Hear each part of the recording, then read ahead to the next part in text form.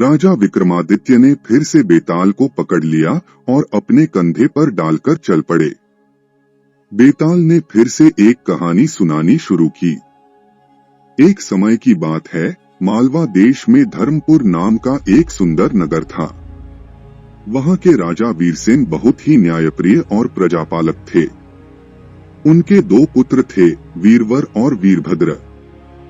दोनों राजकुमार इतने समान दिखते थे कि उन्हें देखकर कोई भी यह नहीं बता पाता था कि कौन वीरवर है और कौन वीरभद्र। एक दिन दोनों भाइयों ने राज्य से दूर जंगल में शिकार खेलने का निश्चय किया। वे घोड़ों पर सवार होकर निकले। जंगल में घूमते घूमते वे एक गहरी खाई के पास पहुंचे, जहां से एक बूढ़ी स्त्री रोती हुई दिखाई दी। वीरवर ने उससे पूछा, माता, तुम क्यों रो रही हो? बूढ़ी स्त्री बोली, बेटा, मेरा एकमात्र पुत्र इस खाई में गिर गया है। मैं उसे बचाने के लिए कुछ नहीं कर पा रही हूँ। वीरवर ने खाई में झांका तो देखा कि एक युवक नीचे पड़ा हुआ है। उसने तुरंत अपने भाई से कहा, वीरभद्र, मैं नीचे उतरकर इस युवक को बचाता हूँ। वीरभद्र ने मना किया, भाई, यह खाई बहुत गहरी है।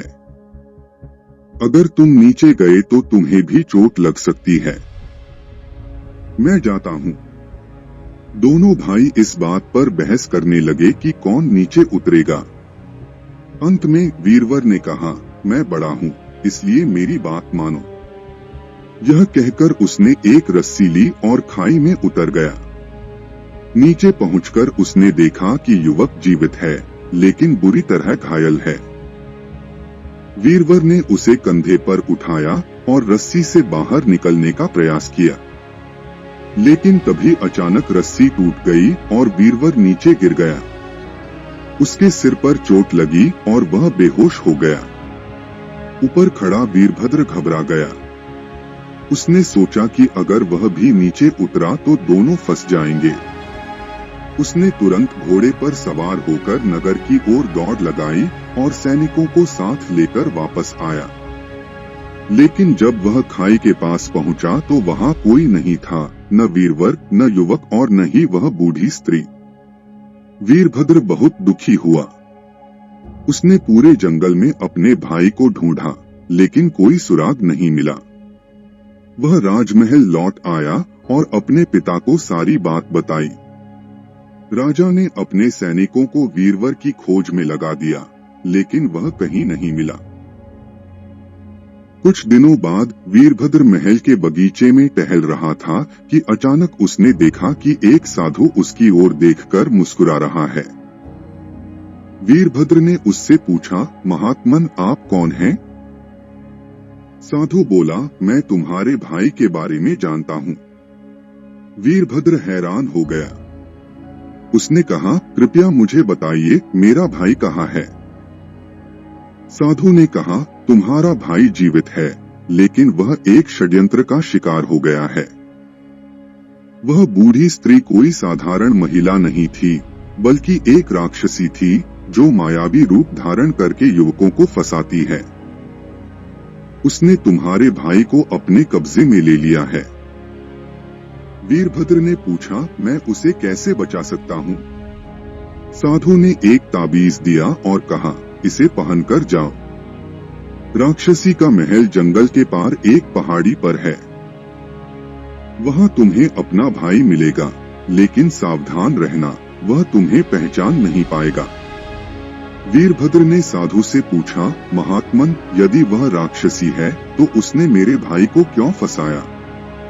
साधु ने गंभीर होकर कहा, यह राक्षसी सदियों से युवा राजकुमारों को अपना शिकार बनाती आई है। वह उन्हें अपने मायावी जाल में फंसाकर उनकी जीवन शक्ति चूस लेती है। तुम्हारा भाई उसका नया शिकार है। वीरभद्र ने हाथ जोड़कर कहा, महाराज, मैं उसे कैसे बचाऊं?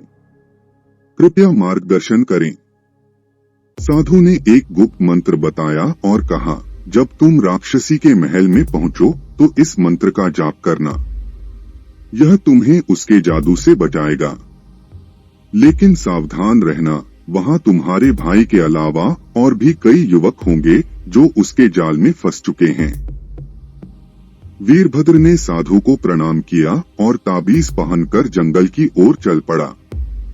रास्ते में उसे कई अजीब आवाजें सुनाई दी, कभी किसी के रोने की तो कभी हंसने की। वह समझ गया कि यह राक्षसी का मायाजाल है।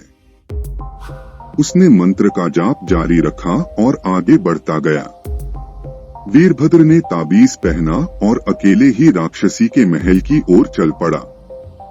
पहाड़ी पर पहुंचकर उसने देखा कि एक विशाल किला है जिसके द्वार पर कोई पहरेदार नहीं है। वह अंदर गया तो देखा कि वहाँ कई युवक बेड़ियों में जकड़े हुए हैं। उनकी आंखों में जीवन नहीं था, मानो वे जीते जागते मुर्दे हों।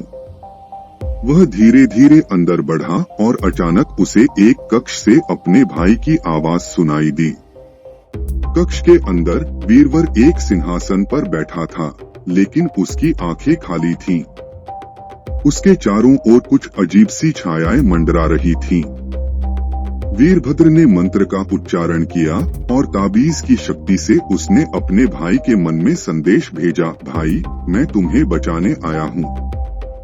लेकिन वीरवर ने कोई प्रतिक्रिया नहीं दी। तभी राक्षसी प्रकट हुई। अब वह बूढ़ी स्त्री का रूप नहीं बल्कि एक भयानक राक्षसी थी, लंबे नाखून, लाल आंखें और खुले बाल। वह हंसते हुए बोली, अरे, एक और राजकुमार मेरे जाल में फंसने आ गया। वीरभद्र ने साहस जुटाकर कहा, मैं तुम्हारे जाल में नहीं फंसूंगा, मेरे भाई को छोड़ दो। राक्षसी ने घूर कर देखा और बोली, तुम्हारी हिम्मत देखो। ठीक है, अगर तुम उसे बचाना चाहते हो तो मेरी शर्त पूरी करो। वीरभद्र ने पूछा, क्या शर्त है? राक्षसी बोली, तुम्हारे और तुम्हारे भाई के बीच एक प्रतियोगिता होगी। तुम दोनों में से जो हारेगा वह मेरा गुलाम बन जाएगा। वीरभद्र ने चुनौती स्वीकार कर ली। राक्षसी दोनों भाइयों को एक विशाल कक्ष में ले गई, जहां एक अग्निकुंड जल रहा था। वह बोली, तुम दोनों में से जो भी इस अग्निकुंड से गुजरकर दूसरी ओर पहुंच जाएगा वही असली राजकुमार होगा। जो हारेगा वह मेरा गुलाम बन जाएगा।